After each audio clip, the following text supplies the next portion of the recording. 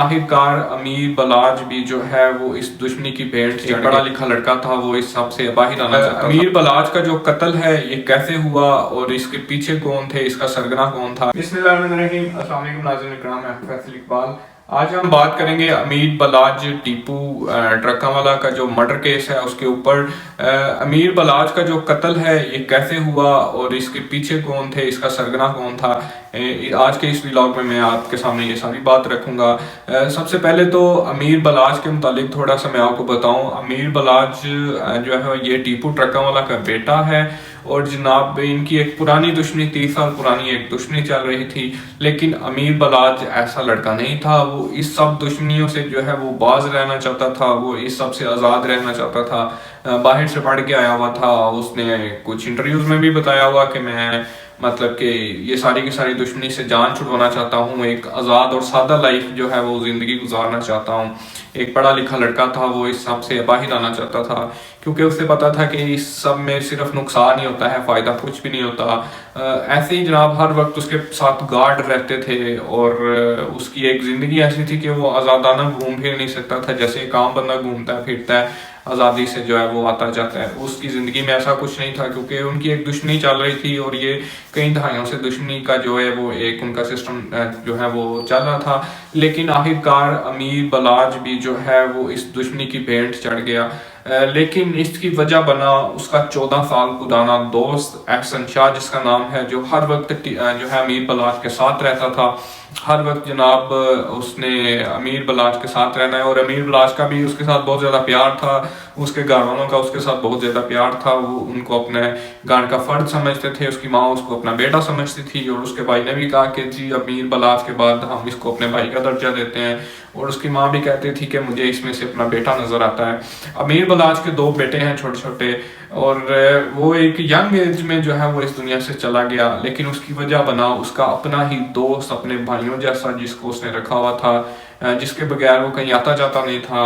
मतलब कि अगर कुछ खाना पीना भी है, नाश्ता करना है, तो वो कहता था कि वो एहसन शाह को कॉल कर देते कि आओ यार ये करते हैं, नाश्ता करते हैं, ये कुछ खाते हैं पीते हैं या साथ टाइम स्पेंड करते हैं। ज़्यादा से ज़्यादा ये टाइम आपस में जो है वो स्पेंड करते थे। लेकिन अब हुआ इस तरह के, और अगर एहसन शाह के मुतालिक बात की जाए तो ये फाइनेंशली इतना स्ट्रॉन्ग नहीं था जितना कि अमीर बलाज था।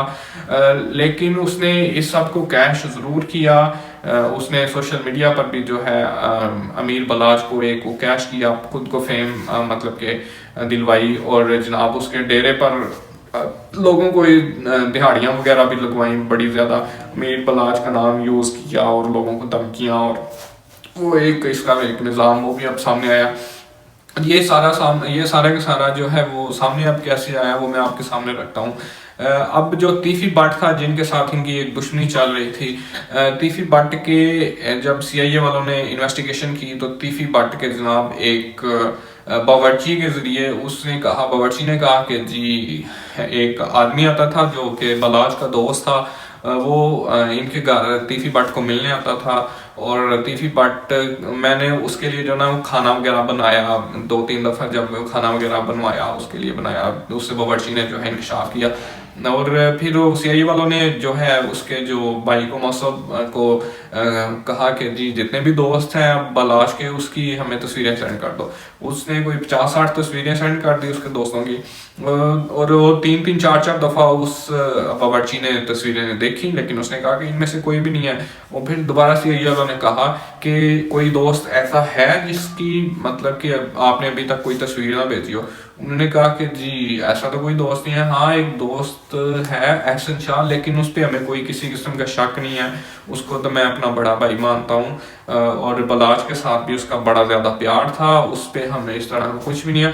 अब सीआईए वालों ने कहा कि अगर आप हम पर एतबार करते हैं तो आप एक दफ़ा भेजें, उसकी तस्वीर भेजें ताकि हम अपनी इन्वेस्टिगेशन में जो है ना वो खलल पैदा ना हो, अपनी इन्वेस्टिगेशन को जारी रख सकें।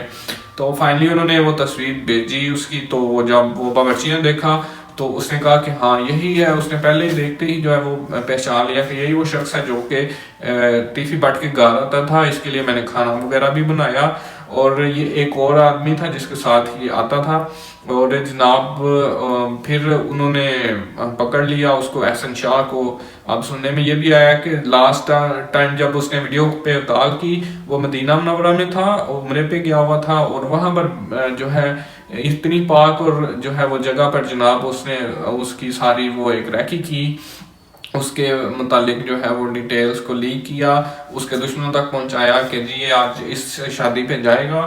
اس نے اس سے ویڈیو کال پہ پوچھ بھی لیا کہ کیا تم نے وہ جو جیکٹ وغیرہ ہے بلٹ، کیونکہ بلٹ پروف جیکٹ بھی بالاج نے پہنی ہوتی تھی، اس نے کہا کہ جیکٹ آج پہن کے جا رہے ہو اور کتنے گارڈ ساتھ لے کے جا رہے ہو، یہ وہ ساری باتیں اس نے اس سے پوچھ لی۔ اب وہ اس کا دوست اسے سمجھتا تھا، اپنے بھائیوں کی طرح سمجھتا تھا، تو اس نے اسے سب بتا دیا، لیکن بالاج کو یہ نہیں پتا تھا کہ یہ دوست نہیں بلکہ وہ ایک سام پال رہا ہے، دوستی کے نام پر ایک دبا ہے۔ اب پوری کی پوری زندگی میں جو اس کو اب لوگوں کا جو ہے دوستی سے تباہ تک اٹھ گیا ہے۔ اب دوست ایک بڑا پاکیزہ اور مقدس رشتہ ہوتا ہے، بندہ جو ہے بہت زیادہ ٹرسٹ کرتا ہے اپنے دوست پر، کوئی نہ کوئی دوست اس کا ایسا ضرور ہوتا ہے جس کے اوپر وہ کھل کے جو ہے وہ ٹرسٹ کر سکتا ہے، اس سے وہ ہر بات شیئر کر سکتا ہے جو اس کی زندگی میں کسی اور سے بھی جو ہے وہ نہیں شیئر کر سکتا۔ اور دوستوں کے ساتھ ٹائم سپینڈ کرنا، اور دوستی والا وہ بندہ تھا۔ ہر انسان کا یہ خواہش ہوتی ہے کہ وہ اس کے اپنے دوستوں کے ساتھ اچھے سے اچھا ٹائم، اچھی سے اچھی میموریز جو ہے وہ سپینڈ کریں۔ تو لیکن احسن شاہ جو ہے وہ ایک دوستی کے نام پر جو ہے وہ دبا ثابت ہوا، اس نے پوری زندگی کے لیے یہ جو ہے وہ لعنت کو اپنے مقدر بنا لیا۔ یہ 5 کروڑ کی ڈیل ہوئی، بعد میں یہ بھی انکشاف ہوا کہ 5 کروڑ میں جو ہے وہ احسن شاہ بکا، جس کا 50 لاکھ اس نے ایڈوانس بھی لیا تھا، اسی پیسوں سے وہ عمرہ کرنے بھی گیا ہوا تھا۔ اب دیکھیں نہ اس کو پیسے ملے، نہ وہ جو ہے اس کو جو دوست تھا وہ کبھی زندگی میں واپس نہیں آئے گا، بچوں کا باپ اس نے چھین لیا، ایک بیوی سے اس کا شوہر چھین لیا، ایک ماں سے اس کا بیٹا چھین لیا، اور جناب بھائیوں سے اس کا بھائی چھین لیا۔ تو یہ پوری زندگی کا ایک اس نے جو ہے اپنے لیے ایک لعنت خرید لی ہے، اور تو کچھ بھی اس کے ہاتھ میں نہیں آئے گا، لیکن ذلت اور رسوائی اس کے مقدر بن چکی ہے، اس دنیا میں بھی اور آگے آنے والی جو زندگی ہے اس میں بھی اس نے ذلت اور رسوائی کو اپنا مقدر بنا لیا ہے۔ مطلب کہ نہ اس شخص کی احسن شاہ ہے جو نہ اس کی دنیا بن سکی ہے نہ آخرت بن سکے گی۔ تو ابھی تک کے لیے اتنا ہی، اپنا اور اپنے آس پاس کے لوگوں کا بہت سارا خیال رکھیں، مجھے اپنی دعا میں یاد رکھیں۔ نیکسٹ ملیں گے آپ کو ایک اور ویلاگ کے ساتھ۔ اگر ابھی آپ تک نے چینل کو سبسکرائب نہیں کیا تو چینل کو سبسکرائب کر لیں، بیل آئیکن کو پریس کر لیں تاکہ آنے والی تمام اپڈیٹس آپ تک پہنچتی رہیں۔ پاکستان زندہ باد، پاکستان پائندہ باد۔ السلام۔